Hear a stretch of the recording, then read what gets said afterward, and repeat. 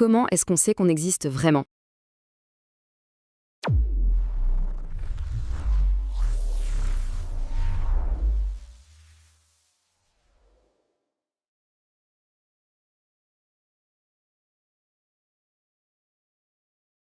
Comment est-ce qu'on sait qu'on existe vraiment?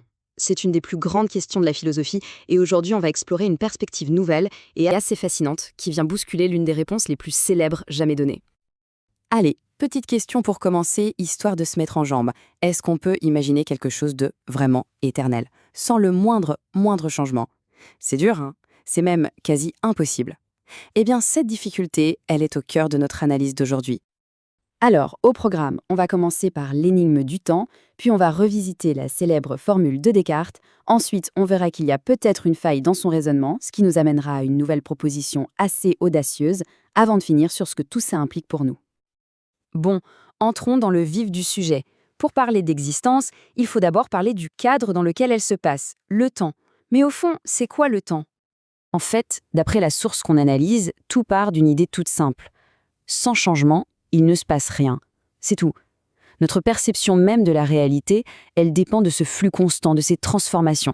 Un univers complètement figé, statique, ce serait un univers où, littéralement, rien n'arrive.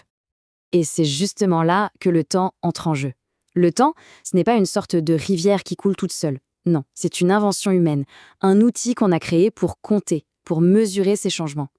Une seconde, une heure, ce ne sont que des étiquettes pour quantifier les événements. Donc, si on suit cette logique, si le temps mesure le changement, l'éternité, c'est quoi? Eh bien, c'est l'absence totale de changement, un état d'immobilité parfaite, où le temps lui-même s'arrête net. Et ce qui est fou, c'est que ce concept est tellement abstrait, tellement loin de notre expérience, que notre cerveau a un mal fou à se le représenter. Et qu'est-ce qu'on fait, nous les humains, face à des concepts qui nous dépassent? On crée des symboles, c'est simple. Tout comme on a inventé le symbole de l'infini, ce 8 couché, pour parler d'un nombre qu'on ne pourra jamais atteindre, on utilise le mot éternité pour nommer un état qu'on ne peut pas vraiment imaginer. C'est une astuce pour gérer l'incompréhensible.